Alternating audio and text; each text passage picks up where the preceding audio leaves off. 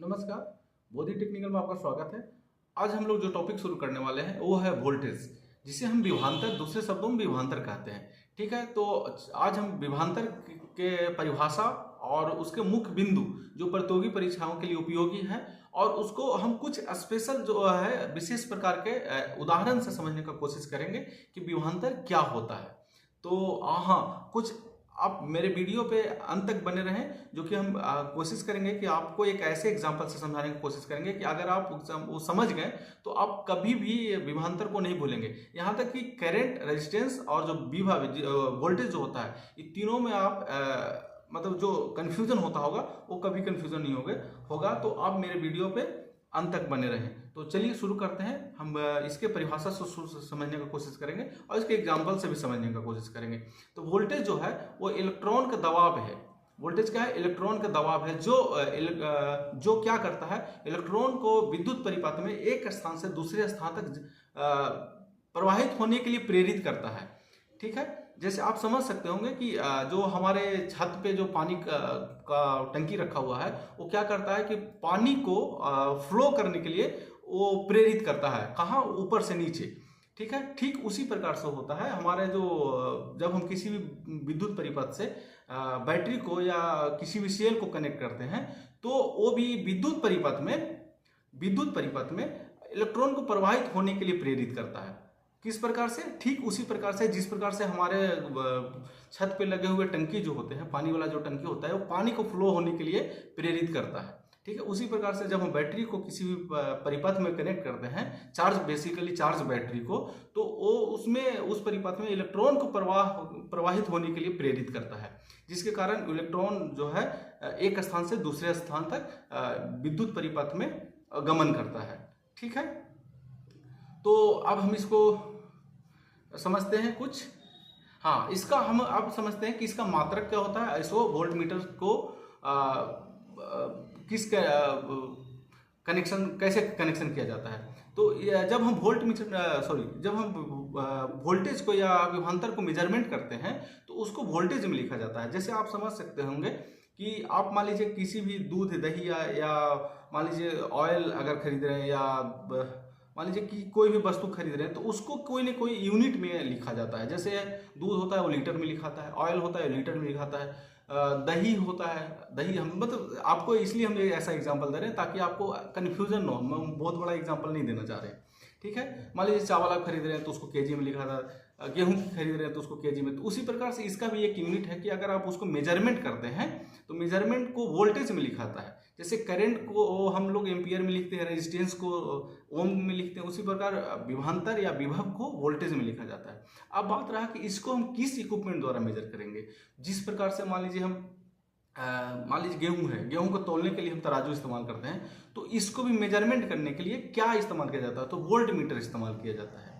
Volt meter इस्तेमाल किया जाता है। और एक चीज और जो आप ध्यान रखिएगा कि वोल्ट मीटर को जो होता है ना, हमेशा जो परिपथ के समानांतर क्रम में जोड़ा जाता है। ये बहुत ही VVI क्वेश्चन है कि हमेशा पूछा जाता है कि वोल्ट मीटर को किस परिपथ के किस क्रम में जोड़ा जाता है। तो वोल्ट मीटर का जो होता है परिपथ के समानांतर क्रम में जोड़ा जाता है। अब जब हम वोल्ट मीटर की बात करते हैं तो ए मीटर की बात कर लेते हैं। ए मीटर को हमेशा जो होता है परिपथ के श्रेणी क्रम में जोड़ा जाता है। ठीक है, अब हम वोल्टेज का प्रकार समझते हैं कि वोल्टेज कितने प्रकार का होता है। तो वोल्टेज भी करंट जैसे दो प्रकार का होता है, AC एंड DC, उसी प्रकार से वोल्टेज भी जो होता है AC होता है और DC होता है। DC का जो फ्रीक्वेंसी होता है वो 0 होता है। जैसे आप बैटरी में जो वोल्टेज होता है उसका फ्रीक्वेंसी 0 होता है। और घर में जो हमारा सप्लाई इस्तेमाल होता है, जैसे आपके घर में जो इस्तेमाल हो रहा होगा, जो स्टेट गवर्नमेंट से आपके घर में इलेक्ट्रिसिटी आ रहा होगा, वो AC होता है और उसका फ्रीक्वेंसी 50 हर्ट्ज होता है, 50 हर्ट्ज होता है। ये भी कंपटीशन में बहुत पूछा जाता है कि वोल्टेज जो हमारे घर में इस्तेमाल होते हैं उसका फ्रीक्वेंसी कितना होता है। तो उसका होता है 50 हर्ट्ज और जो हमारे बैटरी से जो प्राप्त होते हैं उसका होता है 0 हर्ट्ज। ठीक है, हाँ, अब हम इसको एक चीज़ और हम बात कर लेते हैं कि इसको हम वोल्टेज को कैसे निकाल सकते हैं। उसके लिए फार्मूला क्या इस्तेमाल होता है। तो वोल्टेज का जो फार्मूला होता है ना, ओम से निकलता है। V बराबर IR। V बराबर क्या होता है? IR। I हो गया करंट और R हो गया रेजिस्टेंस और V हो गया वोल्टेज। वोल्टेज को मतलब विभवांतर को आपको कभी भी किसी भी परिपथ में या किसी भी रेजिस्टेंस में अगर कैलकुलेट या किसी भी एलिमेंट में कैलकुलेट करना है तो उसके लिए फार्मूला जो इस्तेमाल किया जाता है V बराबर क्या किया जाता है? IR इस्तेमाल किया जाता है। ठीक है। अब हम एक चीज समझते हैं कि बैटरी में जो दो सिरे होते हैं ना, उसमें वोल्टेज मान लीजिए उसको आप किसी परिपथ से जोड़ेंगे तो उसमें जो करंट का फ्लो होगा ना, या इलेक्ट्रॉन का फ्लो होगा, वो वोल्टेज के कारण होता है। या आप ऐसे समझ सकते हैं कि कोई भी इलेक्ट्रिकल इक्विपमेंट अपना एक्शन में है, मतलब जल रहा है या हीट हो रहा है, तो वो भी वोल्टेज के कारण होगा। मतलब करंट कहीं भी अगर फ्लो हो रहा है या इलेक्ट्रॉन का कहीं भी फ्लो हो रहा है तो वो वोल्टेज के कारण ही होता है। वोल्टेज अगर जीरो है तो करंट का फ्लो नहीं होगा। ठीक है। अब हम इसको ऐसे समझ सकते हैं कि हाँ, इसका महत्व हम थोड़ा सा समझते हैं कि अगर कहीं भी इलेक्ट्रिकल एनर्जी आपको स्टोर करने की जरूरत है, जैसे बैटरी में हम लोग क्या करते हैं, इलेक्ट्रिकल एनर्जी स्टोर करते हैं, तो कहीं भी अगर इलेक्ट्रिकल एनर्जी को स्टोर करना है तो वोल्टेज होना जरूरी है। क्यों? क्योंकि वोल्टेज नहीं होगा तो करंट का फ्लो नहीं होगा, इलेक्ट्रॉन का फ्लो नहीं होगा।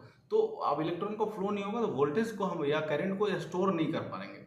तो जब हम बैटरी में स्टोर करते हैं तो उसमें वोल्टेज भी एक महत्वपूर्ण रोल निभाता है।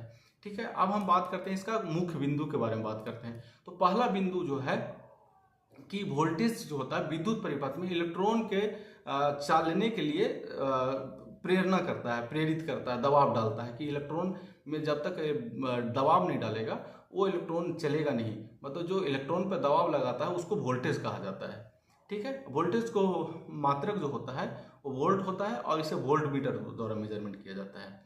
ठीक है। अगला जो है मुख्य बिंदु वो है कि वोल्ट मीटर को परिपथ के समानांतर क्रम में, मतलब अगर मान लीजिए ये रेजिस्टेंस है, ठीक है, रेजिस्टेंस के बीच में वोल्टेज मेजर करना है तो हम क्या करेंगे, इसके पैरेलल में हम वोल्ट मीटर कनेक्ट करेंगे।